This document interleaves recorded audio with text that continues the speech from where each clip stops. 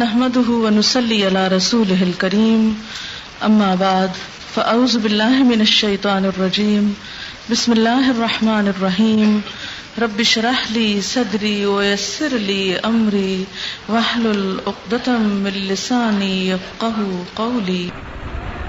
آج مجھ سے یہ کہا گیا ہے کہ میں خواتین کے حقوق کے بارے میں کچھ بات کروں کہ اللہ تعالیٰ نے عورت کو کیا مرتبہ اور کیا مقام عطا کر رکھا ہے۔ حقیقت یہ ہے کہ عورت اور مرد انسانی معاشرے کے دو بنیادی ستون ہیں۔ کسی ایسے معاشرے کا تصور نہیں کیا جا سکتا جس میں صرف مرد ہی مرد ہوں یا صرف عورتیں ہی عورتیں ہوں۔ اسلام معاشرے کی فلاح و بہبود، خوشحالی اور ترقی کے لیے دونوں کے درمیان باہم تعاون، ہمدردی، محبت اور ایک دوسرے کا مرتبہ اور مقام پہچان کر اس کے حقوق ادا کرنے کا سبق سکھاتا ہے۔ بطور انسان وہ دونوں میں کسی قسم کا کوئی امتیاز، کوئی ڈسکریمنیشن نہیں کرتا۔ قرآن پاک میں اللہ تعالیٰ فرماتے ہیں کہ خلقکم من نفس واحدہ، تم سب کو اس نے ایک روح سے پیدا کیا، ایک جان سے پیدا کیا، ایک اصل سے پیدا کیا۔ یہ نہیں کہ مرد تو کسی اعلیٰ درجے کی مٹی سے پیدا ہوا ہے اور عورت کسی حقیر چیز سے پیدا ہوئی ہے۔ دونوں کی تخلیق کا سارا پروسیجر ایک ہی ہوتا ہے۔ یہ تو دنیا میں آنے کے بعد پتہ چلتا ہے کہ بیٹا ہے یا بیٹی، لیکن جس مرحلے سے مرد گزرتا ہے اسی مرحلے سے عورت گزرتی ہے۔ اور جب اللہ تعالیٰ نے انسان کے اندر اپنی روح پھونکی تو وہ روح بھی ایک ہی طرح کی تھی۔ پھر اسی طرح حضور صلی اللہ علیہ وسلم نے فرمایا کہ انما النساء شقائق الرجال، کہ عورتیں کیا ہیں؟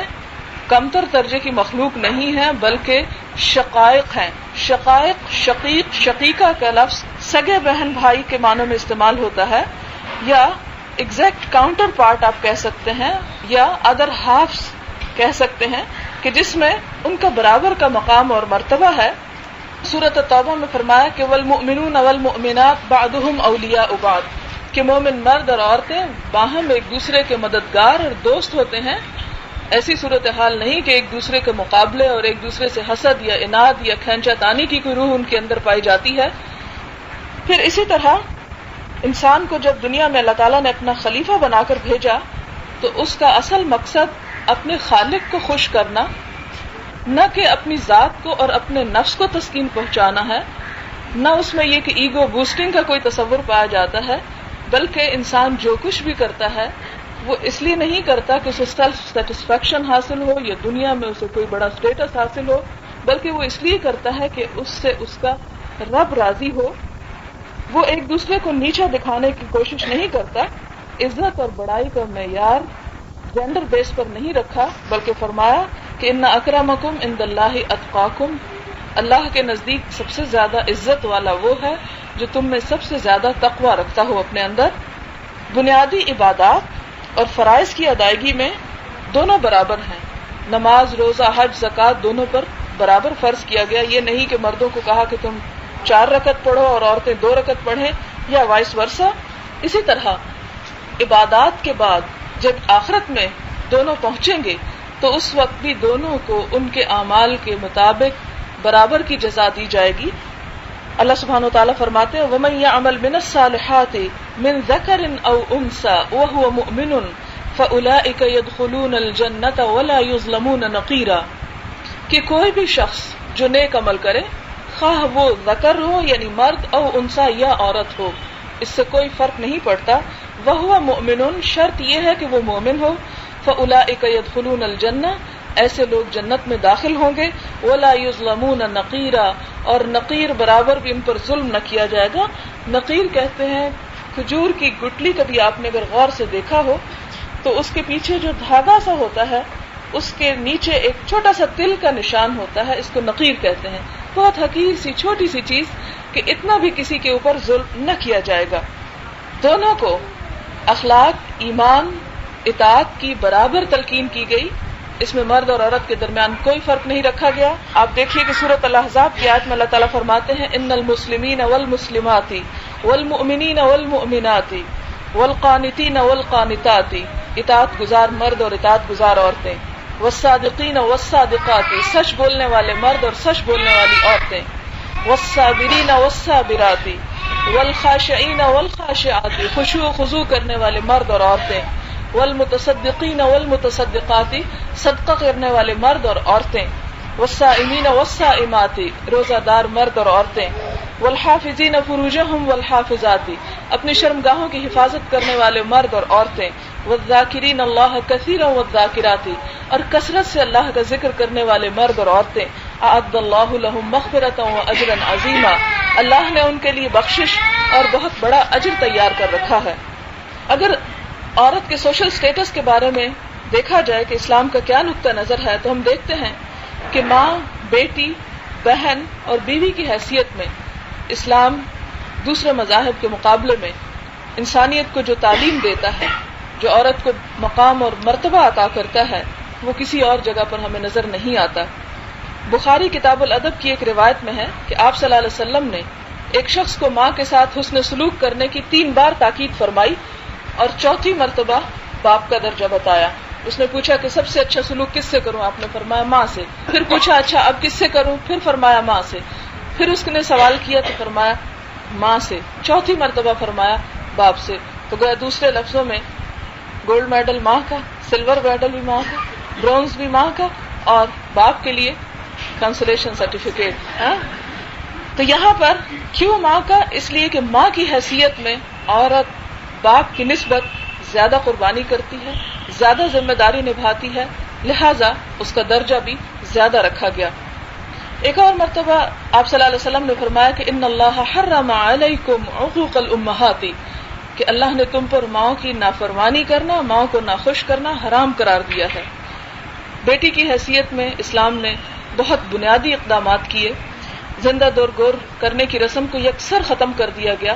حضور صلی اللہ علیہ وسلم کے بے شمار واقعات ملتے ہیں جس میں آپ صلی اللہ علیہ وسلم کے سامنے جب کوئی ایسا واقعہ رکھا جاتا کہ کس طرح فلاں بچی کو دفن کیا گیا، صحابہ کرام کی محفل میں آپ کی آنکھوں میں آنسو آ جاتے۔ نہ صرف یہ کہ اس رسم کو ختم کیا گیا، بلکہ اس سوچ اور اس خیال کی بھی سختی سے مذمت کی گئی کہ کوئی شخص بیٹی کے پیدا ہونے کو برا سمجھے۔ قرآن پاک میں آتا ہے کہ وَإِذَا بُشِّرَ أَحَدُهُمْ بِالْأُنثىٰ، جب ان میں سے کسی کو بیٹی کی پیدائش کی خوشخبری دی جاتی ہے، ظل وجهه مسودا، تو اس کا چہرہ سیاہ ہو جاتا ہے، وهو كظيم، اور وہ غم کے گھونٹ پینے لگتا ہے، يتوارى من القوم، اپنی قوم اپنے لوگوں سے چھپتا پھرتا ہے کہ بیٹی اس کے گھر پیدا ہو گئی ہے، من سوء ما بشر به، اس بشارت اس خوشخبری کی وجہ سے جو اسے دی جاتی ہے۔ پھر آگے چل کے اللہ تعالیٰ فرماتے ہیں الا ساء ما يحكمون، خبردار سن لو یہ کتنا برا فیصلہ ہے، یہ کتنا برا خیال ہے جو ان کے دلوں میں آتا ہے کہ بیٹی جو ہے وہ پیدا ہو اور اس کے بارے میں بری سوچ رکھی جائے یا اس کے بارے میں غمزدہ انسان ہو۔ لیکن افسوس کی بات یہ کہ آج پاکستان کے معاشرے میں بھی بیٹیوں کی پیدائش پر کچھ ہماری خواتین ہی زیادہ خوش نہیں ہوتی۔ پھر حضور صلی اللہ علیہ وسلم نے ان کی تعلیم و تربیت، ان کی پرورش کے بارے میں فرمایا کہ جس کے ہاں 2 بیٹیاں ہوں اور وہ انہیں اچھی طرح رکھے، یعنی ان کی اچھی بہترین پرورش کرے، تربیت کرے، انہیں لکھائے پڑھائے، تو وہ اسے جنت میں پہنچائیں گی۔ تو ایک مقام پر آتا ہے کہ 3 کی بات ہے، پھر ایک شخص نے پوچھا اگر کسی کی 2 ہو تو آپ نے فرمایا اس پر بھی یہ درجہ ہے، اور پھر کسی نے شاید پوچھا کہ اگر کسی کے پاس صرف 1 ہو تو آپ نے فرمایا اس کے لیے بھی بشارت ہے۔ مقصود یہ ہے کہ اگر کسی کے ہاں بیٹی ہو اور اسے وہ برا نہ سمجھے، اس کے ساتھ اچھا سلوک کرے، تو وہ خدا کے ہاں بہت قریب درجہ پائے گا۔ پھر اسی طرح آپ دیکھیں کہ ہمارے ہاں عام طور پر بہت ڈسکریمنیشن ہوتی ہے، گھروں میں بیٹی اور بیٹے میں بہت فرق کرتے ہیں۔ ہر اچھی چیز کھانے میں بھی بیٹے کے لیے، پہننے میں بھی بیٹے کے لیے، اور بھی زندگی کی سہولیات بیٹے کے لیے، اور بیٹی یہ تو پرایا مال ہے اور اس پر تو اگر کچھ ہے تو وہ شاید بہت احسان ہو رہا ہے اگر اس کے ساتھ کوئی اچھا سلوک کیا جا رہا ہے۔ تو حضور صلی اللہ علیہ وسلم نے فرمایا سووا بین اولادکم فی العطیہ، عطیہ یعنی تحفہ، تحائف یا ہدیہ دینے میں، بخشش کوئی کرنے میں اپنی اولاد کے درمیان برابری رکھا کرو، یہ نہیں کہ کسی کو تو بہت زیادہ دے دو اور کسی کو بہت کم۔ ایک صحابی آپ صلی اللہ علیہ وسلم کی مجلس میں بیٹھے ہوئے تھے کہ ایک بچہ ان کے پاس چلا آیا، انہوں نے اس بچے کو بلایا، اپنی گود میں بٹھایا اور پھر باتوں میں مصروف ہو گئے۔ تھوڑی دیر ہوئی تو انہی کی ایک بیٹی وہاں پر چلی آئی تو انہوں نے اس کی طرف کوئی توجہ نہ دی۔ حضور صلی اللہ علیہ وسلم کا چہرہ مبارک کا رنگ بدل گیا اور بہت غصے میں اس سے کہا کہ ما عدلتا، تم نے انصاف نہیں کیا، یہ کیا کہ بیٹا آیا تو اسے تم نے یہاں پر بٹھا لیا اور بیٹی آئی تو اس کو بلایا تک نہیں، اس کے ساتھ کوئی اچھے سلوک کا مظاہرہ نہیں کیا۔ پھر اسی طرح آپ دیکھتے ہیں کہ حضرت فاطمہ رضی اللہ تعالیٰ عنہا کے ساتھ آپ صلی اللہ علیہ وسلم کا مثالی طرز عمل تاریخ کا ایک سنہرا باب ہے، میں اسی تفصیل میں نہیں جاتی، آپ سب جانتے ہیں اچھی طرح. بیوی کی حیثیت سے شوہر کو بتایا کہ نیک بیوی تمہارے لیے دنیا کی سب سے بڑی نعمت ہے. یہ نسائی کتاب النکاح میں ہے. ابن ماجہ کی ایک روایت میں ہے کہ لیس من متاع الدنیا شیء افضل من المرأة الصالحہ، دنیا کی جتنی بھی چیزیں ہیں، دنیا کی جتنی بھی متاع ہے، دنیا کی جتنی بھی دولت ہے، اس میں نیک بیوی سے بڑھ کر کوئی دولت نہیں.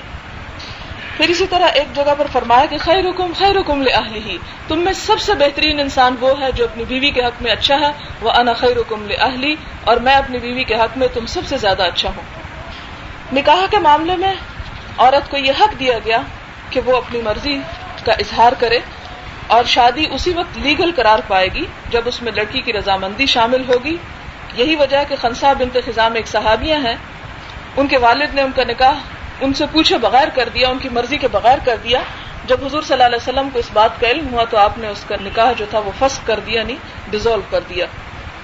پھر اسی طرح طلاق یافتہ اور بیوہ خواتین کو ہمارے معاشرے میں دوسرے نکاح کرنے سے روکا جاتا ہے اور اس کو بڑا معیوب قرار دیا جاتا ہے. اور آج کل کے بھی بہت سے اور مہذب معاشروں میں یہ چیز بہت ناپسندیدہ ہے. آپ کو معلوم ہوگا کہ شہزادی این نے جب دوسری شادی کرنی تھی تو چرچ آف انگلینڈ نے اسے اجازت نہیں دی تھی، وہاں سے وہ اسکاٹ لینڈ میں گئی اور وہاں جا کے اس نے دوسرا نکاح کیا. تو عیسائیت سے یہ تصور ہمارے ہاں بھی چلا آیا کہ اگر کسی وجہ سے اس کی کہیں بن نہیں پاتی، طلاق ہو جاتی ہے، شوہر اسے طلاق دے دیتا ہے یا وہ خود خلا لے لیتی ہے یا کہیں اس کے شوہر وفات پا جاتا ہے، اور بے شک لڑکی جوان بھی ہو تو معاشرہ اس لڑکی کو قبول نہیں کرتا یا دوسری شادی کرنے کی بہن بھائی اور والدین اجازت نہیں دیتے، تو یہ سراسر غیر اسلامی تصور ہے. اسلام نے اس چیز کو سختی سے ڈسکریج کیا ہے اور عورت کو بھرپور سپورٹ کیا ہے کہ اگر وہ دوبارہ نکاح کرنا چاہے تو وہ کرے. پھر اسی طرح یہ ہے کہ مرد کو یہ مجبور کیا گیا کہ وہ عورت کے ساتھ اچھے طریقے سے نباہ کرے، خواہ اسے بیوی پسند نہ بھی ہو. اس کے بارے میں اللہ سبحانہ وتعالیٰ سورۃ النساء میں فرماتے ہیں وعاشروہن بالمعروف، عورتوں سے بھلے طریقے سے گزارا کرو. فإن کرہتموہن، اگرچہ تم ان کو ناپسند کرو. فعسى ان تکرہوا شیئا ویجعل اللہ فیہ خیرا کثیرا، ہو سکتا ہے کہ ایک چیز تمہیں سخت ناپسند بھی ہو لیکن اللہ اس میں خیر کثیر رکھ دے تمہارے لیے، اس کی اولاد کے ذریعے یا کسی اور اس کی اچھائی کے ذریعے وہ تمہاری آخرت کی نجات اور بخشش کا ذریعہ بن جائے. تو چھوٹی چھوٹی باتوں پر تم اسے اپنے سے الگ کر کے پھینک مت دو.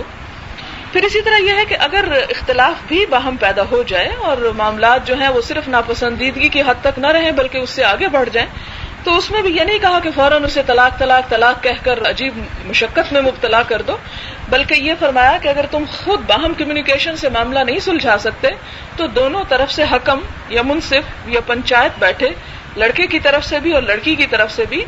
فَبْعَثُوا حَكَمًا مِّنْ أَهْلِهِ وَحَكَمًا مِّنْ أَهْلِهَا، کہ دونوں اکٹھے ہوں ان کے فیملی ممبرز اور پھر وہ فیصلہ کریں. ان ارادو اصلاحا، اگر وہ اصلاح کی کوئی صورت نکلتی ہو تو ریکنسیلیشن پھر کر لیں. پھر اسی طرح یہ ہے کہ طلاق کو آخری حل کے طور پر پیش کیا گیا، یعنی بعض اوقات دونوں بہت اپنی اپنی جگہ پر نیک ہو سکتے ہیں. جیسے حضرت زینب اور حضرت زید کے واقعے میں ہم دیکھتے ہیں کہ ان کے تقویٰ میں، ان کی پارسائی میں کوئی شک نہیں. ضروری نہیں کہ اگر کسی مرد اور عورت کی باہم نہیں بنتی تو اس میں ہمارے معاشرے میں ہمیشہ عورت کو بلیم کیا جاتا ہے، اگر یہ اچھی ہوتی تو اپنا گھر بنا کے رہتی، اور اسی قسم کی اور باتیں. اللہ تعالیٰ نے ہر انسان کا مزاج مختلف بنایا ہے، اور بعض اوقات واقعی دو مزاج جو ہیں وہ بالکل مشرق اور مغرب کا فرق رکھتے ہیں اور باہم مفاہمت نہیں ہو پاتی. یہ چھوٹی چھوٹی باتیں اتنی تکلیف دہ ہو جاتی ہیں، جیسے کہ حضور صلی اللہ علیہ وسلم کی مجلس میں آ کر ایک عورت کہتی کہ یا رسول اللہ میں اس مرد کی شکل نہیں دیکھنا چاہتی، اور آپ اس کا نکاح جو ہے وہ فسخ قرار دیتے ہیں. تو یہ قدرتی بات ہے، اور اگر کہیں ایسا ہو جائے تو اس صورت میں اللہ تعالیٰ نے یہ گنجائش رکھی کہ وہاں پر طلاق کی صورت رہے، لیکن اس کا طریقہ بتایا گیا کہ 3 طہر کی حالت میں، یعنی پاک ہونے کی حالت میں ایک مرتبہ طلاق دی جائے، پھر اگلے مہینے میں طلاق دی جائے، پھر اس کے بعد طلاق دی جائے.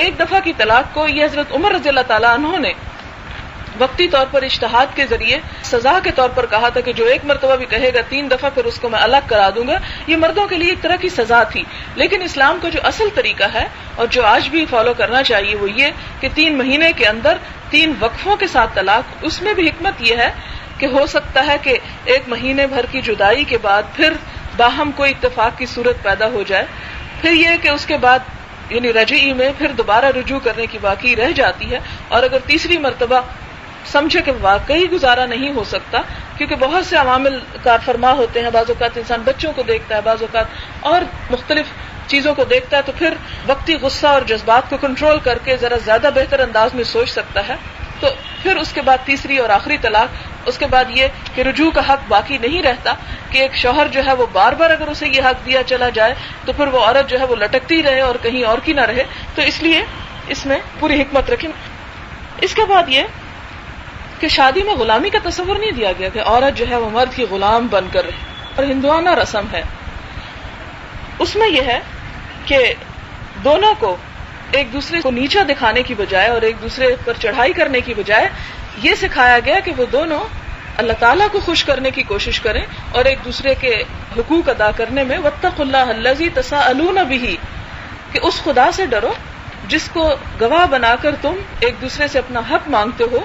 اور اس کے بعد آخر میں پھر اس آیت کے فرمایا کہ ان اللہ کان علیکم رقیبا، خدا تم پر نگرانی کر رہا ہے، نگہبانی کر رہا ہے کہ ناجائز طور پر اگر کہیں تم بیوی کو یا بیوی شوہر کو ستانے کی یا اس کے حقوق میں خیانت کی کوشش کرے گی تو خدا اوپر سے دیکھ رہا ہے اور وہ اس کی سزا تمہیں خود دے گا۔ پھر اسی طرح یہ ہے کہ فرائض اور ذمہ داریوں میں عورت اور مرد میں فرق رکھا گیا۔ اس کے بارے میں یہ کہ وَلَهُنَّ مِثْلُ الَّذِي عَلَيْهِنَّ، عورتوں کے وہی حقوق ہیں جو تمہارے ان پر ہیں، یعنی دونوں کے باہم حقوق ہیں، لیکن وَلِلرِّجَالِ عَلَيْهِنَّ دَرَجَةٌ، مگر مردوں کا عورتوں پر ایک درجہ زیادہ ہے، اور یہ درجہ کہاں ہے؟ وہاں پر جہاں مرد کی ذمہ داری عورت کے مقابلے میں زیادہ، جہاں عورت کی ذمہ داری مرد کے مقابلے میں زیادہ ہے ماں کے رول میں، وہاں 3 درجے عورت کو زیادہ دیا گیا، لیکن جہاں مرد کی ذمہ داری، یعنی مرد کی کون سی ذمہ داری؟ معاشی ذمہ داری، عورت کو نان نفقہ فراہم کرنے کی، اس کا کھانا پینا، اس کی میڈیکیشن، اس کی دوسری ضروریات جو ہیں اس کو پوری کرنے کی ذمہ داری جب اس کے ہاتھ میں دی گئی تو اس پر ایک درجہ اس کو زیادہ دیا گیا کہ وہ گھر میں جیسے ایک آرگنائزیشن ہوتی ہے، اس میں ایک شخص پریزیڈنٹ ہے تو دوسرا وائس پریزیڈنٹ، اس میں یہ نہیں کہ کوئی اس میں عزت اور ذلت کا مقام ہے، سب کام کرنے والے ہیں۔ جیسے اگر ایک کشتی پر 2 ملاح بٹھا دیے جائیں، ایک طرف کھینچنا چاہے اور دوسرا دوسری طرف کھینچنا چاہے تو ظاہر ہے کہ وہ اس کا ایک ہی راستہ ہوگا، وہ نیچے کو جائے گی، نہ وہ ادھر کو جائے گی نہ وہ ادھر جا سکتی۔ اسی طرح اگر ایک بس میں 2 ڈرائیور بٹھا دیے جائیں یا کسی ایک اسکول میں 2 ہیڈ مسٹریس بٹھا دی جائیں تو آپ خود سوچ سکتے ہیں کہ اس کا انجام کیا ہوگا۔ لہٰذا یہاں پر مردوں کو یہ ذمہ داری دی گئی کہ فائنل ورڈ گھر کے معاملات میں مرد کا ہوگا، لیکن یہ لیڈرشپ کا تصور تو ہو سکتا ہے مگر ڈکٹیٹرشپ کا نہیں، کہ یہاں پر یہ کہ عورت کی کوئی بات نہیں سنی جائے گی، بلکہ اللہ تعالیٰ نے سورۃ شورى میں آپ نے پڑھا ہوگا کہ وَأَمْرُهُمْ شُورَى بَيْنَهُمْ، ان کے باہم معاملات مشورے سے طے پاتے ہیں۔ اس میں ایک شخص ڈکٹیٹر نہیں ہوتا کہ جو اس کے دل میں آتا ہے، جو اس کی مرضی میں آتا ہے وہ بول دے اور وہ کہے کہ بس یہی میری بات ہے، میں تمہاری دوسری طرف سے کوئی رائے نہیں لینا چاہتا۔ نہیں، جب مختلف معاملات ہوں تو اس میں یہ ہے کہ بہرحال آخری فیصلہ جو ہے وہ مرد کے ہاتھ میں دیا گیا، یعنی جیسے کوئی پراپرٹی خریدنی ہے یا بیچنی ہے تو اس میں وہ یہ تو نہیں کر سکتا کہ بیوی کو اور بچوں کو بتائے بغیر چپکے سے جا کے وہ کام کرائے، نہیں، ان کا مشورہ ضرور کرے، لیکن بہرحال آخری فیصلہ جو ہے وہ خود کر سکتا ہے۔ پھر اسی طرح یہ ہے کہ اس میں جو ایک درجہ کی زیادہ کی بات کی گئی وہ ایک اور آیت میں فرمایا کہ الرجال قوامون علی النساء، کہ مرد جو ہیں وہ عورتوں پر قوام بنائے گئے۔ قوام کا عام طور پر بڑا عجیب و غریب ترجمہ کیا جاتا ہے، حاکم بنائے گئے۔ یہ حاکم کا لفظ جو ہے اس کے ترجمے میں بالکل غلط ہے۔ قام علی شیء کا مطلب ہوتا ہے عربی میں کسی چیز کا ذمہ دار، جیسے مینیجر ہوتا ہے کسی چیز کی ذمہ داری لینے والا، اس کی گھر کی سوشل آرگنائزیشن میں وہ ایک آرگنائزر ہے، اور اللہ تعالیٰ کی ڈیوائن وزڈم کے تحت اللہ تعالیٰ نے یہ رول مرد کے ذمہ دیا، اور جہاں پر ذمہ داری ہوتی ہے وہاں مشکل بھی تو زیادہ ہوتی ہے نا، کوئی یہ اتنا آسان کام تو نہیں ہوتا۔ پھر اسی طرح آپ دیکھیں کہ یہ قیادت یہ نہیں کہ وہ آ کے گھر میں بیٹھ جائے اور یہ کہے کہ تم پانی لے آؤ اور تم یعنی بالکل غلاموں کی طرح گھر والوں کو، بچوں اور بیوی سے کام لینا شروع کر دے۔ اسلام میں اس چیز کا قطعی کوئی تصور نہیں ہے۔ آپ نے حضرت عائشہ کی وہ حدیث سن رکھی ہوگی یا پڑھی بھی ہوگی کہیں کہ جہاں حضور صلی اللہ علیہ وسلم گھر والوں کے ساتھ ان کے گھر کے کاموں میں شرکت کیا کرتے تھے، حتیٰ کہ جھاڑو تک لگانے کو بھی آپ عیب نہیں سمجھتے تھے۔ یعنی یہ مرد کی ذمہ داری تو نہیں ہے، لیکن اگر وہ بیوی کے اوپر دیکھتا ہے کہ کام زیادہ ہے اور اس میں وہ شریک ہونا چاہے تو اس میں عیب بھی نہیں ہے، جس طرح ہمارے معاشرے میں اسے ایک حقیر کام سمجھ کر مرد کو اس سے بالکل مستثنا رکھا جاتا ہے۔ لیکن یہ ہے کہ اگر وہ باہر کی ذمہ داریوں میں اتنا مشغول ہے کہ وہ گھر کے کاموں میں کوئی ہیلپ نہیں کر سکتا تو یہ اس پر ذمہ داری اس سینس میں عائد نہیں ہوتی. اسی طرح عورت پر کمانے کی ذمہ داری عائد نہیں ہوتی. اگر اس کے پاس وقت ہے یا اپنی طرف سے سپورٹ کرنا چاہتی ہے تو اسے اجازت ضرور ہے, لیکن اگر وہ انکار کرتی ہے کہ میں کچھ نہیں کروں گی تو کوئی قانون اسے یہ نہیں کہہ سکتا کہ تم گھر کی کفالت میں شیئر کرو.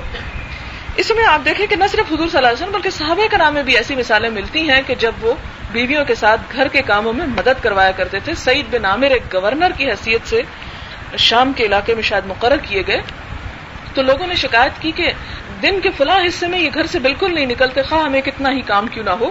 تو جب حضرت عمر نے خود وہاں کا سفر کیا اور آ کے ان سے پوچھا کہ کیا بات ہے, لوگ تمہاری شکایت کیوں کرتے ہیں, تو انہوں نے کہا کہ اس وقت میں اپنا لباس خود دھوتا ہوں اور اپنے گھر میں آٹا گوندتا ہوں. گورنر ہے یہ, اور یہ گھر کے کاموں میں اس طرح مدد کر رہے ہیں. ہو سکتا ہے ان کی بیوی بیمار ہو یا وہ نہ کر سکتی ہوں یا کوئی اور وجہ ہو سکتی ہے. اور بعض اوقات یہ کہ خدمت خلق چونکہ اسلام کے شروع سے ہی ایک بہت ہی پسندیدہ چیز رکھی گئی کہ اللہ تعالیٰ کو پانے کے لیے لوگوں کی خدمت اور لوگوں کی مدد جو ہے وہ ایک بہت بہترین ذریعہ قرار پاتا ہے. تو اس میں سب سے زیادہ حقدار وہ ہوتے ہیں جو سب سے زیادہ ہمارے قریب ہوں. تو ایک شوہر کے لیے بیوی اور ایک بیوی کے لیے شوہر جو ہے وہ سب سے پہلا رشتہ اور پہلا حق آتا ہے, جس میں اگر وہ ایک دوسرے کی مدد کرتے ہیں تو یہاں پر کسی بھی قسم کی اس میں نہ کوئی حقارت کی بات ہے اور نہ ہی کوئی برائی ہے. پھر اسی طرح آپ دیکھیں کہ اللہ تعالیٰ نے یہ جہاں پر ایک درجہ مرد کو زیادہ دیا, اس کے بارے میں فرمایا کہ وَلَا تَتَمَنَّوْا مَا فَضَّلَ اللَّهُ بِهِ بَعْضَكُمْ عَلَى بَعْضٍ, یہ جو اللہ نے تم میں سے ایک دوسرے پر کچھ فضیلت دے دی, بعضکم علی بعض, یہ نہیں فرمایا کہ مردوں کو عورتوں یا عورتوں کو مردوں پر. اب اگر مرد یہاں پر آ کر یہ لڑائی شروع کر دیں کہ عورت کو 3 حصے کیوں عزت کے اور مجھے 1 کیوں بچوں کی طرف سے, یا یہ کہ عورت یہاں پر جھگڑا کرنا شروع کر دے کہ یہاں پر مرد کو 1 درجہ کیوں دیا گیا, تو اللہ تعالیٰ اس کے بارے میں اصلاح کرتے ہوئے ہماری فرماتے ہیں کہ تم اس بات کی تمنا مت کرو, اس بڑائی کو پانے کی جو میں نے درجہ بندی تم میں کر رکھی ہے اس کو کھینچنے کی, اسے حاصل کرنے کی فکر مت کرو.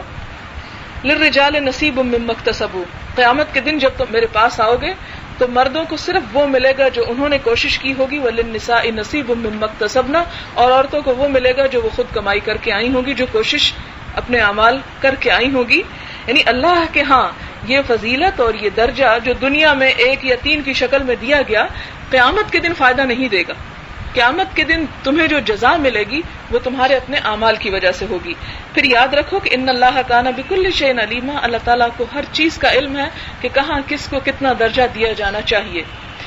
پولیگیمی جو ہے, تعدد ازواج, یہ عام طور پر بڑا ہی کریٹیکل ایشو رہا ہے اور خواتین کو اس پر بہت ہی اعتراض بھی رہا کہ یہ مرد کو کیوں حق دیا گیا کہ وہ 1 سے زیادہ شادی کر سکے, اور بہت اس بات کو چھپایا گیا اور اسلام کی اس میں توہین سمجھی گئی. تو اس کی میں مختصر سی وضاحت کر دوں کہ اسلام سے پہلے مختلف معاشروں میں اور خود عرب کے معاشرے میں شادی کی کوئی حد مقرر نہیں تھی. اگر ایک شخص 10 بیویاں رکھتا ہے تو رکھے, 20 رکھتا ہے تو کوئی اسے برا نہیں سمجھتا. اسلام نے آ کر اس کی حد 10 اور 20 سے گھٹا کر 4 کر دی کہ 4 سے اوپر رکھ ہی نہیں سکتے. دوسری بات یہ کہ 4 بھی جو رکھی گئیں اس میں کئی صحابہ کرام کا واقعہ ملتا ہے کہ وہ اسلام لائے تو انہیں کہا گیا کہ اپنی جو 4 سے زیادہ بیویاں ان کو طلاق دے دو, کیونکہ اس معاشرے میں اسے برائی سمجھا ہی نہیں جاتا تھا. دوسری بات یہ کہ یہ حکم نہیں دیا گیا, قرآن پاک کی صرف ایک آیت ہے جس میں رخصت ملتی ہے, حکم نہیں دیا گیا کہ جیسے نماز کو حکم دیا گیا ہو کہ نماز پڑھو یا روزہ رکھو. یہ نہیں کہا گیا کہ تم 4 شادیاں ضرور کرو, کہیں بھی ایسی بات نہیں. 2, 3, 4 تک کر سکتے ہو. یہ آیت کب نازل ہوئی؟ جنگ احد کے فوراً بعد جب 70 کے قریب صحابہ کرام شہید ہو گئے. اب ان کی بیوہ عورتیں, ان کے بچے جو تھے ایک قسم کے لاوارث ہو گئے. اب ایسی صورت میں کیا کیا جائے؟ عربوں کے ہاں رواج یہ تھا کہ یتیم بھتیجیوں سے اور بیوہ عورتوں سے زبردستی ان کا مال ہتھیانے کے لیے نکاح کر لیا جاتا تھا, اور ان کی جو بھائی کی یا بھتیجوں کی وراثت کا خود زبردستی حقدار بن جایا کرتے تھے. تو اس پر اللہ تعالیٰ نے فرمایا کہ دیکھو اگر تم سمجھو کہ یتیموں کے ساتھ تم انصاف نہیں کر سکو گے تو یہاں سے شادی مت کرو, کہیں اور سے کرو جہاں پر تم پر کوئی اکاؤنٹیبلٹی ہو اور تمہیں پوچھا جا سکے. پھر یہ کہ بیسک نارم جو ہے, بیسک جو اصول ہے یا اصل جو ہے وہ مونوگیمی ہے, ایک شادی ہے. کیونکہ ساتھ ہی فرمایا کہ اگر تم عدل نہ کر سکو تو پھر تمہیں ایک ہی کرنی ہوگی، کیونکہ حشر کے میدان میں ایک شخص ایسا آئے گا کہ جس کا آدھا دھڑ گر چکا ہوگا، اور یہ وہ شخص ہوگا جس نے ایک سے زیادہ شادی کی مگر ان دو بیویوں کے درمیان انصاف نہ کیا. اور انصاف کرنا جو ہے یہ بہت بڑی ذمہ داری، اور نہ صرف یہ کہ انصاف کی حد تک بلکہ دوسری بیوی کے نان نفقہ اور اس کے بچوں کی تعلیم اور اس کے سارے اخراجات کی ذمہ داری چونکہ مرد پر ڈالی گئی، لہٰذا یہ اسے سکھایا گیا کہ اگر تم واقعی سمجھتے ہو کہ تمہارا اس کے بغیر گزارا نہیں، یا تم کسی ایسی مشکل میں ہو، یا تم کسی کی مدد کرنا چاہتے ہو، تو اس صورت میں کچھ اخلاقیات کو تمہیں مد نظر رکھنا ہوگا. اب دیکھیں کہ جہاد اور قتال کے بعد جیسے اب افغانستان میں آپ دیکھیں کہ 1 ملین سے زیادہ مرد جو ہیں وہ شہید ہو چکے ہیں. اب اس میں جو باقی بچنے والے بچے یا عورتیں ہیں، نوجوان ہیں، یا جس بھی عمر کے، ان کو صرف کھانے پینے کی یا کسی شیلٹر کی ضرورت نہیں بلکہ ان کو گھروں کی بھی ضرورت ہے. اب اگر کسی شخص کا بھائی شہید ہو چکا ہے، اس کی بیوی پیچھے ہے، اس کے بچے ہیں، تو اگر وہ اس سے شادی کر لیتا ہے، اور تو اس میں برائی کیا ہے؟ یعنی ایک حل ہے، یعنی ایک ریمیڈی دی گئی ہے. حکم نہیں ہے کہ ٹھیک ٹھاک عام معاشرے میں تم بیٹھ کر خواہ میں ایک سے زیادہ شادیاں کرنا شروع کر دو. اسلام نے تو مردوں پر اتنی ذمہ داریاں ڈالی ہیں کہ وہ ایک عورت کی بھی ذمہ داری کو نبھا سکے، تو یہ بھی بہت بڑی بات ہے. کہاں یہ کہ ایک سے زیادہ کے چکر میں وہ پڑے. پھر اسی طرح آپ دیکھیں کہ اس طرح ایک عورت کے حق پر اگر کچھ زد پڑتی ہے تو کچھ دوسری عورتوں اور یتیم بچوں کو ایک سہارا بھی ملتا ہے. بہرحال وہ بھی خواتین ہیں، اور اللہ تعالیٰ نے خواتین کے صرف ایک طبقے کے حقوق کی رہنمائی نہیں کی یا ایک طبقے کے حقوق نہیں بتائے. حضور صلی اللہ علیہ وسلم نے جو زیادہ شادیاں کی اس پر بھی عموماً لوگوں کو بڑا اعتراض ہوتا ہے. آپ دیکھیں کہ آپ صلی اللہ علیہ وسلم نے 38 سالہ شادی شدہ زندگی بسر کی. 38 سال میں 31 سال آپ نے صرف ایک بیوی کے ساتھ گزارے، حضرت خدیجہ کے ساتھ. 31 سال زندگی کے. آپ صلی اللہ علیہ وسلم کی عمر 25 سال تھی جب آپ نے 40 سالہ خاتون سے، جس کا تیسرا نکاح تھا، حضرت خدیجہ، ان کے پہلے 2 شوہر فوت ہو چکے تھے، اس عورت سے جو ایک اچھی خاصی میچور عورت تھی اس سے شادی کر رہے ہیں. نعوذ باللہ، ایسی بات نہیں تھی کہ آپ کوئی نفسیاتی مریض تھے کہ آپ کا گزارا نہیں تھا اور آپ شادیوں پہ شادیاں کیے چلے جا رہے تھے، بلکہ اگر حقیقت کو سامنے رکھیں تو وہ ضرورت سامنے آتی ہے کہ آخر کیوں ایسا ہوا. پھر یہ کہ آپ صلی اللہ علیہ وسلم کی شادیاں اللہ تعالیٰ کی حکمت اور مصلحت اور حکم سے ہوئیں. یعنی جب تک اسلام نہیں تھا حضور صلی اللہ علیہ وسلم نے باوجود اس کے کہ عرب کے معاشرے میں 9 10 بیویاں تھیں، آپ صلی اللہ علیہ وسلم نے ایک ہی بیوی رکھی، یعنی اسلام کے آنے سے پہلے. اس میں بھی آپ دیکھیں کہ مکہ کی زندگی میں آپ کے ساتھ ایک ہی بیوی رہی. جب آپ مدینہ میں آتے ہیں اور اسلام کی دور دور تک تبلیغ ہوتی ہے تو اس وقت آپ کو بطور خاص یہ حکم دیا گیا کہ آپ مختلف قبائل کی عورتوں سے شادی کریں تاکہ ان کے اندر اسلام پھیلے، اور ایک ماڈل کی حیثیت سے آپ اپنے آپ کو پیش کریں کہ آپ عدل کے معیار پر کس طرح پورے اتر رہے ہیں. اور یہ کہ دوسرے قبیلے جہاں پر آپ شادی کر رہے ہیں، عرب میں چونکہ سسٹم اس طرح کا تھا کہ اگر کسی دوسرے قبیلے سے کوئی شادی کے ذریعے تعلق پیدا ہوتا تو وہاں پر وہ خود بخود پورا قبیلہ جو تھا ان کا حلیف بن جایا کرتا تھا اور وہ دشمنی ختم کر دیا کرتا تھا. تو مسلمانوں کے لیے اس اوور آل ہر طرف سے دشمنی کو ختم کرنے کے لیے حضور صلی اللہ علیہ وسلم نے مختلف قبائل کی عورتوں سے شادی کی. ان عورتوں میں بھی آپ دیکھیں حضرت سودا جو تھیں وہ خوبصورت نہیں تھیں. حضرت ام سلمہ کی عمر 50 سال تھی، جن کے ساتھ 4 یتیم بچے بھی تھے. ان میں صرف اگر کوئی ینگ خاتون ہمیں ملتی ہیں تو حضرت عائشہ ہے. حضرت عائشہ کی حضور صلی اللہ علیہ وسلم سے شادی جو ہے وہ سراسر اللہ تعالیٰ کے حکم سے ہوئی. آپ صلی اللہ علیہ وسلم کو شادی سے پہلے خواب میں حضرت عائشہ کو 2-3 مرتبہ دکھایا گیا کہ یہ آپ کی دنیا میں بھی بیوی ہوں گی اور آخرت میں بھی ہوں گی. تو اس پر حضور صلی اللہ علیہ وسلم فرماتے کہ میں نے سوچا کہ اگر اللہ کو یہ کام منظور ہے تو خدا تعالیٰ اسے خود ہی کر دیں گے.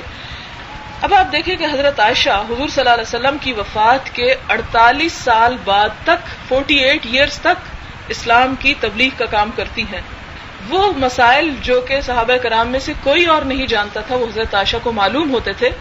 بہت سے صحابہ کرام سے یہ رپورٹس ملتی ہیں کہ وہ کہتے ہیں کہ ہمیں کبھی دین میں کسی معاملے میں جب کوئی مشکل پیش آئی تو ہم نے ہمیشہ عائشہ کا رخ کیا اور وہاں اس کا حل لازمی طور پر پایا. اب دیکھیں مردوں میں سے کتنے مرد آپ کے ارد گرد ہیں. حضرت ابو بکر صدیق اتنے سال آپ کے ساتھ رہے لیکن آپ کے جانے کے 2 سال بعد وہ بھی دنیا سے چلے گئے. اسی طرح دوسرے مرد جو تھے وہ یہ کام نہیں کر سکتے تھے جو حضرت عائشہ نے ایک ینگ عمر میں قربانی دے کر حضور صلی اللہ علیہ وسلم سے شادی کر کے وہ سب کچھ سیکھ کر پھر آگے جو ہے وہ امت کو 48 سال نصف century half of the century ہے کہ جس میں وہ لوگوں کو سکھاتی رہی ہیں. اور یہ بھی اللہ تعالیٰ کی ایک مصلحت تھی. اب آتا کہ عورت کا پولیٹیکل لائف میں یا باہر کی زندگی میں کس حد تک وہ کام کر سکتی ہے، کس طرح وہ پارٹیسپیٹ کر سکتی ہے، کر بھی سکتی ہے یا نہیں، کرنا چاہیے بھی یا نہیں. بنیادی طور پر عورت کو جو رول دیا گیا ہے وہ یہ کہ وہ گھر میں اپنے بچوں کی پیدائش، ان کی تعلیم و تربیت، یعنی گھر میں وہ فیکٹری ہے کہ جس میں انسان بنتے ہیں، اور انسان جسے دنیا کی کوئی اور فیکٹری نہیں بنا سکتی، کسی اور طریقے سے وہ نہیں بنتے. یہ بنیادی کام جسے کام سمجھا ہی نہیں گیا، یعنی کوئی مرد جو ہے وہ عورت بننا پسند نہیں کرتا، لیکن عورت جب مردوں کے کام کرتی ہے تو اس کی بڑی واہ واہ ہوتی ہے. حالانکہ یہ عورت کے ساتھ انصاف نہیں، ظلم ہے. ایک دفعہ ایک خاتون آئی حضور صلی اللہ علیہ وسلم کے پاس کہ اللہ کے رسول صلی اللہ علیہ وسلم دیکھیں ہم عورتیں بس اسی کام میں مصروف رہتی ہیں کہ بچے پیدا کیے، ان کی تربیت کی، ان کی پرورش کی، ان کو کھلایا پلایا. قرآن جسے وہن علی وہن کہتا ہے کہ تکلیف پہ تکلیف اٹھا کے عورت پیدا کرتی ہے، بچے کو کھلاتی ہے پلاتی ہے. تو یہ سب سے زیادہ مشکل کام ہے. کسی جانور کا بچہ اتنا وقت نہیں لیتا جتنا انسان کا بچہ جو ہے وہ خود یعنی کھڑا ہونے پر اور اپنا خود مختار ہونے میں ٹائم لیتا ہے. تو ایسی صورت میں مرد جو ہیں وہ جہاد کرتے ہیں اور جمعے میں نماز پڑھتے ہیں اور نہ جانے کیا کیا کرتے ہیں، تو ہم سے اتنے زیادہ درجات حاصل کر لیتے ہیں. تو حضور صلی اللہ علیہ وسلم نے فرمایا کہ تم اپنے گھر میں جو یہ کام کر رہی ہو اس کے ذریعے بھی مردوں کو ان سارا درجات کو پا رہی ہو، یعنی تمہیں برابر کا درجہ مل رہا ہے. اگر مرد باہر جا کے جہاد کر رہے تو تم گھر میں بیٹھ کے اگر اس کے بچوں کی لک آفٹر کر رہی ہو تو درجے میں تم کم نہیں ہو، اسی درجے پر ہو. لیکن اگر کوئی عورت اس کے گھر میں کام وہ ذمہ داری بہت زیادہ نہیں ہے، یا یہ کہ باہر کی ذمہ داری اس سے تقاضا کر رہی ہے، ملک و ملت پر ایسا وقت آ گیا ہے کہ واقعی اس کو اپنا حصہ بٹانا ہے، تو تھوڑی سی وہ یہاں سے وقت نکال کر قربانی کر کے وہ کام بھی کرے گی. اس میں آپ دیکھیں کہ وہ کام کس طرح ہوگا کہ جیسے الیکشن میں ووٹ ڈالنے کا حق، یہ حق جو ہے یہ مغرب کے ممالک میں زیادہ سے زیادہ پچھلی صدی اور اس صدی میں دیا گیا ہے. لیکن آپ دیکھ رہے ہیں کہ حضور صلی اللہ علیہ وسلم نے عورتوں سے بھی بیعت لی تھی. یعنی حضور صلی اللہ علیہ وسلم کو صرف نبی کی حیثیت سے بیعت نہیں لی گئی تھی، بلکہ ہیڈ آف دا اسٹیٹ کی حیثیت سے ان کو منتخب کیا جا رہا تھا کہ آپ جو حکم دیں گے اس کے مطابق ہم کام کریں گے. پھر اسی طرح آپ دیکھیں کہ لا میکنگ پروسیجر میں خواتین نے حصہ لیا. حضرت عمر رضی اللہ تعالیٰ عنہ مسجد میں ایک بل پیش کرتے ہیں کہ کیوں نہ خواتین کے مہر کی رقم محدود کر دی جائے، لمیٹڈ کر دی جائے. تو اس پر مرد حضرات تو کچھ نہیں بولے. مجمع کے پیچھے ایک عورت بیٹھی تھی، وہ کہنے لگی عمر جس کی لمٹ خدا نے نہیں رکھی تم اسے محدود نہیں کر سکتے. حضرت عمر رضی اللہ تعالیٰ عنہ پورے مجمع کے سامنے اپنی غلطی کا اعتراف کرتے ہیں کہ عورت نے درست کہا، عمر غلطی پر تھا. تو ایسے معاملات میں عورت جو ہے وہ حصہ لے سکتی ہے جب کوئی قانون بن رہا ہو یا کوئی اس قسم کا کام ہو. پھر آپ دیکھتے ہیں کہ غزوات میں عورت کی شرکت ایک بہت بڑا باب ہے. بخاری جو حدیث کی صحیح ترین کتاب ہے اس میں باب غزو النساء و قتالہن پورا باب ہے جس میں عورتوں کے واقعات بھرے ہوئے ہیں کہ کس طرح انہوں نے حصہ لیا. ایک مرتبہ حضور صلی اللہ علیہ وسلم حضرت ام حرام بنت ملحان کے گھر تشریف لے گئے. وہاں پر جا کر تھوڑی دیر آرام کیا، سوئے ہوئے تھے کہ اٹھ کے بیٹھ گئے اور مسکرانے لگے. تو حضرت ام حرام نے پوچھا آپ کس بات پہ مسکرا رہے ہیں؟ آپ نے فرمایا مجھے خواب میں دکھایا گیا کہ میری امت کل ایک لشکر ہوگا جو سمندر کا سفر کرے گا. حضرت ام حرام کہتی ہیں اللہ کے رسول صلی اللہ علیہ وسلم دعا کیجیے میں بھی اس میں شامل ہوں. تو حضور دعا کرتے ہیں، پھر دعا کیجیے میں اس میں شہید ہو جاؤں. حضور صلی اللہ علیہ وسلم پھر دعا کرتے ہیں اور واقعی آپ صلی اللہ علیہ وسلم کی جو دعا تھی قبول ہوئی، وہ اس سفر میں شہید ہوئی اور سائپرس میں آج بھی ان کی قبر موجود ہے. اب آپ دیکھیں کہ حضور نے یہ نہیں فرمایا کہ ام حرام تم کہاں چلی سمندر کے سفر پر، تم گھر بیٹھو. نہیں، اگر فوج کو ضرورت ہے اور اسلام کی سرحدوں کو خطرہ ہے تو مردوں کے علاوہ اگر عورتیں بھی اس میں کوئی اپنا رول ادا کر سکتی ہیں تو انہیں روکا نہیں گیا. ان کے لیے حضور صلی اللہ علیہ وسلم نے دعا بھی کی، شہادت کا مقام بھی پایا. یہ عورت کی اصل ذمہ داری نہیں ہے، لیکن اگر وہ اپنی فری ول کے تحت اپنی مرضی سے اپنے اصل بنیادی کام سے فارغ ہونے کے بعد کچھ اور کرنا چاہتی تو اسے روکا نہیں گیا، اسے باندھا نہیں گیا، اسے دھکیلا نہیں گیا پیچھے. پھر آپ دیکھیں کہ حضرت اسماء بنت یزید بہت ایک بہادر خاتون تھی. جنگ یرموک جو رومیوں کے ساتھ ہوئی ہے، عرب کے خطے میں نہیں ہوئی، وہاں پر آپ دیکھتے کہ وہ اپنے خیمے میں کچھ سپاہیوں کے لیے کھانا وانا بنا رہی تھی، کچھ اور چیزیں تیار کر رہی تھی کہ اچانک انہوں نے دیکھا کہ رومی سپاہی جو ہے وہ اس طرف چلے آ رہے ہیں. انہوں نے کسی سے نہ پوچھا نہ کسی کو حال دعائی مچائی، بلکہ خیمے کا وہ ڈنڈا اٹھایا اور 9 سپاہیوں کو قتل کر ڈالا ایک اکیلی عورت نے. یعنی یہ نہیں کہ عورت پھر ڈر کے دب کے بیٹھ جائے یہ مجھ پہ تو فرض ہی نہیں عائد ہوتا اور پتہ نہیں میرے ساتھ کیا ہو جائے گا. نہیں، یہ جرأت اور بہادری کی مثالیں ملتی ہیں.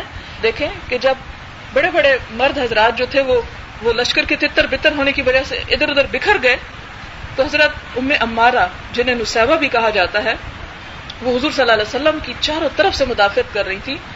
جنگ ختم ہونے کے بعد آپ صلی اللہ علیہ وسلم نے فرمایا کہ آج میں نے اپنے چاروں طرف ام عمارہ کو دیکھا جو میرا دفاع کر رہی تھی اور اسی دفاع میں ان کے کندھے کے اوپر شدید قسم کا زخم آیا جو سال بھر میں مندمل نہ ہوا. تو اسی طرح یہ کہ ہجرت رسول صلی اللہ علیہ وسلم کے موقع پر آپ دیکھیں کہ حضور صلی اللہ علیہ وسلم کو کھانا پہنچانے کا خطرناک ترین کام حضرت اسماء بنت ابی بکر کے سپرد کیا گیا. حالانکہ یہ کام کسی مرد کو دیا جا سکتا تھا کہ جاؤ تم جا کے پیچھے کھانا دے آؤ. یعنی کتنا خطرناک رستہ تھا اور کس طرح دشمنوں کا خوف و ہراس ہر طرف پھیلا ہوا تھا جو حضور صلی اللہ علیہ وسلم کو قتل کرنے کے ارادے سے آپ کے گھر کے ارد گرد انہوں نے گھیرا ڈال لیا تھا اور جس میں آپ پھر نکل گئے اور ان کے پیچھے پھر لوگوں کو دوڑا دیا گیا. فتح مکہ کے موقع پر آپ دیکھیں کہ حضرت ام ہانی جو حضور صلی اللہ علیہ وسلم کی چچا زاد ہیں انہوں نے اپنے کچھ رشتہ داروں کو پناہ دی. تو حضور صلی اللہ علیہ وسلم سے پوچھا کہ میں نے پناہ دی ہے تو آپ نے فرمایا ام ہانی جسے تم نے پناہ دی اسے ہم نے بھی پناہ دی, تمہیں اس بات کی اجازت. اور یہ ایک سیاسی پناہ تھی. ہجرت حبشہ آپ دیکھیں کہ ایتھوپیا کے علاقے میں جب مسلمانوں نے سمندر پار ہجرت کی تو اس میں صرف مرد نہیں تھے, عورتیں بھی شامل تھیں. وہ بھی اپنا گھر بار, اپنے اولاد, اپنے شوہر, اپنے بچے سب کچھ چھوڑ کر اسلام کی خاطر نکل گئیں. پھر اسی طرح کہ اسلام کی دعوت و تبلیغ کے کام میں بھی ہر دور میں خواتین جو ہیں وہ مصروف رہیں. اس میں ایک آرٹیکل میں نے لکھا تھا منسٹری آف ریلیجس افیئرس کی طرف سے جس پر مجھے پہلا انعام بھی ملا, کہ جس میں نے تاریخ کافی اسٹڈی کر کے یہ ثابت کیا کہ ہر دور میں خواتین نے کتنے زبردست طریقے سے اسلام کی علمی خدمت کی کہ جس کا بہت بڑا پہلو عام طور پر ہماری نظروں سے بالکل اوجھل ہے. ہمارے ہاں خاتون کا تصور صرف یہ ہے کہ وہ علم و عقل کی دنیا سے اور ارد گرد کی دنیا سے سب ناتا کاٹ کر صرف گھر کے اندھیروں میں گم ہو کر رہ جائے. نہیں, حضرت عائشہ نے نہ صرف یہ کہ عورتوں کو بلکہ مردوں تک کو پڑھایا. لیکن یہ ہر عورت پر فرض نہیں ہے, یہاں آپ یہ ضرور یاد رکھیے کہ ہر عورت پر فرض نہیں, لیکن جہاں اللہ نے ٹیلنٹ دے رکھا ہو, جہاں صلاحیت دے رکھی ہو, جہاں ضرورت پائی جاتی ہو تو وہاں عورت یہ نہیں کہے گی کہ نہیں جی میں تو یہ کام نہیں کر سکتی. اسے کرنا ہوگا, اگر نہیں کرے گی تو وہ حق کو چھپانے کی ذمہ داری ہوگی. کیونکہ سورۃ التوبہ میں بھی آپ دیکھیں کہ والمؤمنون والمؤمنات بعضهم اولیاء بعض یأمرون بالمعروف وینہون عن المنکر. امر بالمعروف اور نہی عن المنکر کے کاموں میں عورت جو ہے وہ برابر کی شریک رہی اور اللہ تعالیٰ نے اس پر بھی فرض عائد کیا. پھر اسی طرح آپ دیکھیں کہ اکنامک رائٹس جو ہیں عورت کے, کہ عورت اپنی جائیداد خرید بیچ کسی کی مرضی, کسی کے انٹرفیئرنس کے بغیر اپنی ذاتی حیثیت میں یہ سب کچھ کر سکتی ہے. کسی کو یہ مداخلت کا حق نہیں. برطانیہ میں عورت کو یہ حق 1860 میں دیا گیا, فرانس میں 1938 میں دیا گیا اور ہندوستان میں 1956 میں یہ دیا گیا کہ عورت اپنی مرضی سے کوئی چیز خرید سکے, یعنی اس کی خود اکیلی مالک بن سکے. یعنی اس سے پہلے یہ تھا کہ اس کے ساتھ اس کا شوہر یا اس کا بیٹا یا اس کا بھائی, یعنی کسی نہ کسی اور کو وہ ضرور ساتھ شریک کرے گی پھر وہ خرید سکتی ہے, صرف اکیلے اپنے نام پر پراپرٹی نہیں رکھ سکتی. لیکن اسلام نے یہ حق 1400 سال پہلے عورت کو دیا. پھر یہ کہ وراثت میں حصہ دیا گیا. فرمایا کہ للرجال نصیب مما ترک الوالدان والاقربون وللنساء نصیب مما ترک الوالدان والاقربون مما قل منه او كثر, کہ مردوں کے لیے حصہ ہے جو والدین اور رشتہ دار چھوڑ جائیں, خواہ وہ تھوڑا ہو یا زیادہ ہو. عورتوں کے لیے بھی حصہ ہے اس میں سے جو والدین اور رشتہ دار چھوڑ جائیں. یہ مقرر شدہ حصہ ہے, تم اس سے اوائڈ نہیں کر سکتے. وراثت کی تقسیم میں عام طور پر بہت سی جگہوں پہ یوں لگتا ہے جیسے بڑی عورت سے ناانصافی ہو رہی ہے, اس پر ظلم ہو رہا ہے, اس کو آدھا دیا جا رہا ہے اور مرد کو 2 حصے دیے جا رہے ہیں. لیکن یہ حصہ وہاں زیادہ ہے جہاں مرد پر ذمہ داری زیادہ ہے. مرد پر ذمہ داری کیسے زیادہ ہے؟ بیٹا جوان ہوگا تو ظاہر ہے کہ اسے شادی کرنی ہے, عورت کو مہر بھی دینا. سمجھیے کہ آدھا مہر میں چلا گیا اور آدھا اس کے نان نفقہ اور اس کی دیگر ذمہ داریاں ادا کرنے میں, کہ اسے گھر بھی بنانا ہے اور اس گھر میں عورت کو لانا ہے. اور جہیز جیسی کوئی ظالمانہ رسم اسلامی معاشرے میں نہیں پائی جاتی کہ جس میں عورت کو گھر کا سامان لانا ہے. یہ مرد کے ذمہ ہے کہ وہ گھر میں ہر چیز مہیا کرے. عورت کے اوپر یہ بھی نہیں کہ وہ جو اس کا لباس ہے وہ بھی خود خریدے. اگر وہ خریدتی ہے تو ٹھیک ہے, یا اس کے والدین دیتے ہیں تو ٹھیک. نکاح کے فوراً بعد یہ ذمہ داری بھی مرد پر اللہ تعالیٰ نے عائد کی. لہٰذا یہاں اس کو دگنا حصہ دیا گیا, عورت کو 1 اور مرد کو 2, تاکہ اس سے وہ اپنی ذمہ داریوں کو نبھا سکے. عورت کو جب آدھا بھی دیا گیا تو اس پر کوئی ذمہ داری نہیں ڈالی گئی, وہ اس سے صرف اور صرف خود فائدہ اٹھا سکتی ہے. پھر اسی طرح آپ دیکھیں کہ کچھ مقامات ایسے ہیں کہ جس میں مرد اور عورت کو بالکل برابر کا حصہ ملتا ہے. یہ بات کبھی کسی کے ذہن میں نہیں آتی. اور وہ حصہ کہاں کہ مثلا اگر ڈیسیزڈ کے والدین جو ہیں دونوں زندہ ہوں تو دونوں ماں یا باپ انہیں برابر کا حصہ ملے گا. اس میں عورت کو اس لیے کم نہیں ملے گا کہ وہ عورت ہے، جتنا مرد کو ملے گا اتنا ہی یہاں عورت کو ملے گا، کیونکہ یہاں اس سٹیج میں جبکہ بچے بھی جوان ہوں یہاں پر مرد پر کوئی ایسی بھاری ذمہ داری نہیں رہتی، تو اس حصے میں برابر ہے. پھر اسی طرح کلالہ جو ہے، کلالہ وہ ہوتے جس کے نہ بچے ہوں اور نہ والدین ہوں، تو اس کے جو بہن بھائی ہوتے ہیں ان بہن بھائیوں کو بھی برابر کا حصہ ملتا ہے. اس میں مرد اور عورت میں تفریق نہیں کی جاتی. پھر اسی طرح آپ دیکھیں کہ عورت پر اگرچہ معاشی ذمہ داری کا بوجھ بالکل نہیں ڈالا گیا، اسے بالکل تکلیف نہیں دی گئی کہ وہ کچھ کما کر لائے، اگر نہیں کمانا چاہتی تو وہ پوری طرح انکار کر سکتی. لیکن اگر کوئی عورت شریک ہونا چاہے تو اسے روکا نہیں گیا، وہ اپنے گھر کے حالات کو دیکھ کر شرکت کر سکتی ہے. صحابیات ہمیں زراعت کے کاموں میں بھی نظر آتی ہیں، صحابیات ہمیں صنعت کرتی ہوئی بھی نظر آتی ہیں، صحابیات ہمیں تجارت کرتی ہوئی بھی نظر آتی ہیں. خود سب سے بڑی مثال حضرت خدیجہ ہیں. پھر اسی طرح یہ کہ کسی آیت یا حدیث میں یہ نہیں کہا گیا کہ فلاں پیشہ مردوں کے لیے اور فلاں عورتوں کے لیے ہے، فلاں مردوں کے لیے حرام ہے اور عورتوں کے لیے حلال ہے. نہیں، جو مردوں کے لیے حرام ہے وہ عورتوں کے لیے بھی حرام ہے. اسی طرح جو مردوں کے لیے حلال ہے وہ عورتوں کے لیے بھی حلال ہے. صرف شرط یہ ہے کہ عورت اپنی عزت کی حفاظت کرتے ہوئے، اپنی ذمہ داریوں کو ادا کرتے ہوئے کام کرنا چاہے تو وہ کرے. پھر اگر ہم غور سے دیکھیں تو معاشی حقوق میں عورت کی پوزیشن مرد سے زیادہ مضبوط ہے. وہ کس طرح کہ مردوں کا مال صرف ان کا مال نہیں ہوتا، اس میں بیوی بچوں کا حق ہے. یعنی اسے یہ نہیں کہ احسان کرتا ہے مرد عورت کو دے کر، عورت کا یہ حق ہے کہ وہ اس میں سے لے. اس کے برعکس عورت کا مال صرف اس کا ذاتی مال ہے، وہ چاہے تو شوہر کو دے، چاہے تو بچوں پر اس میں سے خرچ کرے. اگر کرے گی تو اس پر دوہرا اجر پائے گی، اور اگر نہیں کرنا چاہتی کسی بھی وجہ سے تو قانونی اس پر شرط عائد نہیں کی گئی کہ ضرور ایسا کرے. نان و نفقہ کی جو ذمہ داری ہے مرد پہ ڈالی گئی. اسی طرح یہ کہ طلاق کی صورت میں بھی رضاعت کے دوران عورت کو مرد کی طرف سے خرچہ ملے گا. شادی کے موقع پر مہر عورت ہی کے فائدے کے لیے رکھا گیا. شادی کے وقت والدین کی طرف سے یا رشتہ داروں کی طرف سے جو تحفے تحائف، جو رقم عورت کو ملتی ہے وہ اس کی ذاتی رقم ہوتی ہے، اس میں مرد یا سسرال کا کوئی حصہ نہیں ہوتا. پھر اسی طرح یہ الگ بات ہے کہ ہمارے کلچر میں یہ ہے کہ جو عورت بیچاری کو ملتا ہے وہ سارے کا سارا اس سے کھینچ لیا جاتا ہے، اور بلکہ باقاعدہ اس میں لکھت پڑھت ہوتی ہے، خدا جانے اور کیا کیا خرافات ہم نے اپنے اوپر مسلط کی ہوئی ہیں. پھر یہ کہ شوہر کی وفات کی صورت میں والدین پر ذمہ داری ہے، بھائیوں پر ذمہ داری ہے کہ وہ عورت کی کفالت کریں، اور اگر ان میں سے کوئی نہیں کرتا تو اسلامی حکومت پر یہ ذمہ داری عائد کی کہ وہ بیوہ عورتوں اور یتیم بچوں کا خرچ جو ہے پورا کریں. لیکن عورت پر پھر بھی ذمہ داری نہیں کہ وہ پھر اپنی کفالت یا اپنے بچوں کی کفالت خود کرے. اب یہ ہے کہ حقوق سے محرومی کے اسباب کیا ہیں. اس کی وجہ یہ ہے کہ ہمارے ہاں اسلام کی صحیح تعلیمات کا علم ہی نہیں لوگوں کو کہ اسلام نے عورت کو حق کیا دیا ہے، عورت کو کیا مقام اور کیا مرتبہ دیا ہے. تو پہلی بات تو یہ کہ عورت کو اپنے حقوق کو جاننے کی کوشش کرنی چاہیے، اور اس کے لیے قرآن اور سنت کا مطالعہ بہت ضروری ہے.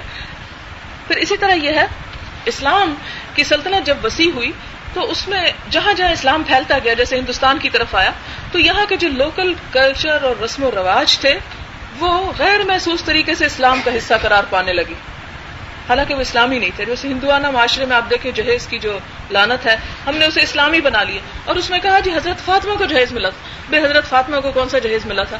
حضرت علی 4 یا 5 سال کی عمر میں حضرت خدیجہ کے پاس بیٹے کی حیثیت سے آئے تھے اور پرورش کر رہی تھی، اور وہ ساتھ ہی ساتھ اس گھر میں پلے بڑھے، تو وہ بیٹے کی حیثیت میں حضور صلی اللہ علیہ وسلم نے ان کی کچھ مدد کی تھی. پھر اگر حضرت فاطمہ کو ملا تھا تو حضرت ام کلثوم، حضرت رقیہ اور حضرت زینب کو جہیز کیوں نہ دیا گیا؟ وہ مثال بھی آپ لائیں. کہیں ایسی صورت نہیں. صحابہ کرام میں سے اور جہاں جہاں کہیں شادی ہوئی مرد کے ذمہ ڈالا گیا کہ وہ ساری ضروریات کا بندوبست کرے. حتیٰ کہ خود حضور صلی اللہ علیہ وسلم نے 500 درہم سے کم کسی عورت کو مہر نہیں دیا. 500 درہم جو آج کل کے تول میں تقریباً 1 کلو چاندی بنتی ہے. حضرت ام حبیبہ کو تقریباً 40,000 درہم دیے گئے. وہ کس لیے تھا کہ وہ اس سے عورت جو ہے کچھ اپنی ضروریات پوری کرے، کچھ آپ صلی اللہ علیہ وسلم نے اسی طرح جتنی بھی خواتین آئیں اس میں سے کسی کو نہیں کہا کہ جاؤ تم اتنی زیادہ اکٹھی ہو گئی تو اپنے لیے خود کچھ کما کے لاؤ، میں یہ نہیں کر سکتا. نہیں، آپ صلی اللہ علیہ وسلم نے ان سب کی ذمہ داریاں خود عطا کی. پھر اسی طرح یہ ہے کہ انسان ہونے کی وجہ سے ائمہ سلف سے جو غلط اجتہادات ہوئے ان کو ہم نے دین کی اصل بنا لیا. حالانکہ ضرورت اس بات کی ہے کہ ہم آج بھی 2 اصل سورسز سے رابطہ قائم کریں، اور وہ ہے قرآن اور سنت. سنت میں بھی صحیح احادیث کو سامنے رکھیں، ضعیف اور موضوع احادیث کو نہیں. مثلا یہ ایک ضعیف حدیث ہے جسے بہت زیادہ کوٹ کیا جاتا ہے کہ عورت کی خوبی یہ ہے کہ نہ اسے کوئی دیکھے نہ وہ کسی کو دیکھے. حالانکہ یہ حدیث صحیح نہیں ہے. اس کی وجہ سے یہ کہا گیا کہ عورت جو ہے اس کو کہیں کوئی روشنی نہ لگنے پائے, اسے اندر کے خانوں میں بند کر کے رکھو, نہ وہ باہر کسی شاپنگ کے لیے نکل سکتی ہے نہ کسی اور کام کے لیے نکل سکتی ہے, اور اگر کوئی نکلتا ہے تو وہ غیر اسلامی کام کر رہا ہے. یہ عام طور پر تصور لوگوں کے دلوں میں پایا جاتا ہے. اسی طرح ایک اور حدیث ہے جو حدیث ہی نہیں ہے, بالکل جھوٹے الفاظ حضور صلی اللہ علیہ وسلم پر عائد کیے گئے ہیں, وہ ہے شاوروہن وخالفوہن, عورتوں سے مشورہ کرو اور اس کی مخالفت کرو. اس کو لوگ حدیث سمجھ کر اس کے اوپر عمل کرتے رہے, حالانکہ یہ حدیث ہے ہی نہیں. اس میں آپ دیکھیں کہ حضور صلی اللہ علیہ وسلم نے بہت سے مقامات پر ازواج مطہرات سے مشورہ کیا اور اس پر عمل بھی کیا. صلح حدیبیہ میں آپ دیکھیں کہ جب صحابہ کرام جو تھے ان کو کہا کہ بھی جاؤ اب حلال ہو جاؤ, احرام اتار دو, وہ نہیں کر رہے تھے, تو حضور صلی اللہ علیہ وسلم نے حضرت ام سلمہ سے پوچھا اور انہوں نے کہا کہ آپ ایسا کیجئے کہ آپ خود سب سے پہلے اتار دیں اور دیکھیں سب آپ کو دیکھ کے ایسا ہی کریں گے. اور حضور صلی اللہ علیہ وسلم نے ان کی بات یعنی اپنی بیوی کی بات کو مانتے ہوئے عملی نمونہ پیش کیا, اور سب صحابہ کرام جو کہ زبان سے بہت ہچکچاہٹ محسوس کر رہے تھے اس کو بہت خوش دلی سے انہوں نے کر لیا. اسی طرح اور مواقع پر بھی خواتین سے آپ صلی اللہ علیہ وسلم نے مشورہ کیا اور اس پر عمل بھی کیا. پھر اسی طرح عورتوں کو جاہل رکھنے کے لیے ایسی حدیثیں گھڑ لی گئی کہ لا تعلموہن الکتابہ, انہیں لکھنا مت سکھاؤ. اور آج تک ہمارے علماء کہتے رہے کہ لکھنا مت سکھاؤ, یہ غیر محرموں کو خط لکھیں گی. تو یہ بھی کوئی اسلامی تصور نہیں ہے, انتہائی غلط بات ہے. اگر ایسی بات ہوتی تو حضور صلی اللہ علیہ وسلم نے شفا بنت عبداللہ کو کہا تھا کہ دیکھو تم نے حضرت عائشہ کے بارے میں شاید یہ کسی اور, دیکھو تم نے ان کو نملہ کا وہ تعویذ سکھایا تھا, تو اب تم انہیں لکھنا کیوں نہیں سکھاتی, لکھنا بھی سکھاؤ. خود صحابیات نے لکھنا سیکھا. تو اس لیے یہ بھی بالکل من گھڑت بات ہے, حضور صلی اللہ علیہ وسلم سے ایسی کوئی بات نہیں. پھر اسی طرح ہمارا ایک بہت بڑا تصور یہ پایا جاتا ہے کہ عورتوں کو مسجد نہ جانے دو. مسجد جانا عورتوں کے لیے منع ہے. بخاری کی صحیح روایت میں حضور صلی اللہ علیہ وسلم نے فرمایا لا تمنعوا اماء اللہ مساجد اللہ, اللہ کی بندیوں کو مسجدوں میں جانے سے مت روکو, انہیں جانے دو. پھر اسی طرح یہ ہے کہ بعض ادیب حضرات نے موضوع اور ضعیف احادیث کو اپنے ادب کا حصہ بنا لیا, اور ادب چونکہ عام طور پر لوگ بڑی بڑی کتابیں نہیں پڑھتے تو قصے کہانیوں کی کتابیں پڑھ لیتے ہیں. اس میں مثلا یہ کہا گیا کہ نعم الختن القبر, قبر جو ہے بہت اچھا داماد ہے. ایک اور جگہ پر حضور صلی اللہ علیہ وسلم سے ایسی بات منسوب کی گئی کہ دفن البنات من المکرمات, کے بچیوں کو دفن کرنا عزت کے کاموں میں سے. حالانکہ آپ دیکھیں کہ حضور صلی اللہ علیہ وسلم ساری زندگی اس کے خلاف جہاد کیا, اس فیلنگ کو بھی برا کہا کہ جس میں کوئی سوچے بھی کہ بچی کو دفن کیا جائے, اسے بالکل الٹ معنوں میں آپ صلی اللہ علیہ وسلم کی طرف منسوب کر دیا گیا. عموماً ہمارے معاشرے کو جو لوگ لیڈ کر رہے ہیں اسلام کے اعتبار سے وہ ہمارے جاہل مولوی. اگر آپ پاکستان کی مسجدوں کے سروے کریں تو آپ کو پتہ چلے گا کہ ان میں سے اکثریت مولویوں کی جو ہے وہ قرآن کا ترجمہ بھی نہیں جانتی, یعنی اور کتابیں تو دور کی بات, قرآن پاک کا ترجمہ تک نہیں جانتی. پھر احادیث تو پھر اور پیچھے ہو جاتا, اور سیرت رسول صلی اللہ علیہ وسلم تو پھر اور دور کی بات. چند قصے کہانیوں کی کتابیں ہر جمعہ کو اٹھائیں, ان کو پڑھا اور لمبی لمبی آوازیں اور سوریں نکال کر وہ خطبے دینے شروع کر دیے. حالانکہ حضور صلی اللہ علیہ وسلم نے اس سٹائل سے خطبہ دینے سے سختی سے منع فرمایا کہ جس طرح عام طور پر کبھی آپ نے یہاں کو تو مجھے معلوم نہیں, پنجاب کے علاقوں میں کھڑے ہوتے ہیں تو پھر ایسی وہ شعر و شاعری کے انداز میں باتیں کی جاتی. حالانکہ شعر و شاعری کے انداز میں دعا مانگنے سے بھی منع کیا گیا, شعر و شاعری کے انداز میں خطبے سے بھی منع کیا گیا, بلکہ حضور صلی اللہ علیہ وسلم کے خطبے بہت جامع, مختصر اور بہت صاف ستھرے الفاظ پر مبنی ہوتے تھے. لیکن یہ کہ ہمارے ہاں طریقہ کار یہ کہ جو بچہ کچھ کر نہ سکتا ہو, کسی اور اچھے پروفیشن میں نہ جا سکتا ہو, یا ہینڈی کیپڈ ہو, یا دیکھ نہ سکتا ہو, اس کے بارے میں کہا جائے اسے مسجد میں بٹھا دو, 2 وقت کی روٹی تو کھا لے گا, قرآن حفظ کرا دو اس کو. تو جب ہم نے دین کو ایسے لوگوں کے لیے رکھ چھوڑا تو ظاہر ہے پھر ہماری رہنمائی بھی اسی طرح کی ہوگی. پھر اسی طرح یہ ہے کہ اب مشکل یہ ہو گئی ہے کہ عورت حقوق حاصل کرنے کے لیے مشرق سے اگر بدگماں ہوئی تو مغرب کی گود میں جا گری. مغرب سے درآمد شدہ جو نظریات ہیں ان کو لے کر ہم آگے بڑھ رہے ہیں اور اس کے مطابق حقوق کو حاصل کرنے کی کوشش کی, اور اس حق میں یہ شامل کر دیا گیا کہ عورت جو ہے وہ مردوں جیسی ذمہ داریاں اختیار کر لے, اور جب وہ جو ہے اعلیٰ مقام حاصل کر سکتی تو اس میں انکانشیسلی ہم نے مرد کو ایک بڑا درجہ ہی بہرحال دیا کہ اس جیسا کام میں کرنے کے قابل ہوں گی تو میرا جو ہے حق برابر ہوگا. حالانکہ یہ اس کے اوپر مزید مشکل ہے. ضرورت بہرحال ہمارے لیے اس بات کی ہے کہ ہم دین کو سیکھیں, جانیں, اس کی روح تک پہنچیں اور یہ سمجھنے کی کوشش کریں کہ ہمارا اصل رول کیا ہے, ہمیں کیا کرنا چاہیے. اور ہم دنیا میں ہمیشہ رہنے کے لیے نہیں آئے, ہمیں بہرحال واپس جانا ہے اور وہاں جا کر جو کچھ بھی ہم کر رہے ہیں اس کے لیے جواب دہی کرنا ہے. اور اس کی تیاری کرنے کے لیے ہر شخص پر یہ ذمہ داری عائد ہوتی ہے کہ وہ قرآن اور سنت کا نہ صرف یہ کہ انفرادی بلکہ اجتماعی مطالعہ کر کے اس کی روشنی میں اپنے آپ کو ڈھالے. وآخر دعوانا الحمدللہ رب العالمین. سبحانك اللهم وبحمدك نشهد ان لا اله الا انت نستغفرك ونتوب اليك. والسلام علیکم ورحمۃ اللہ وبرکاتہ.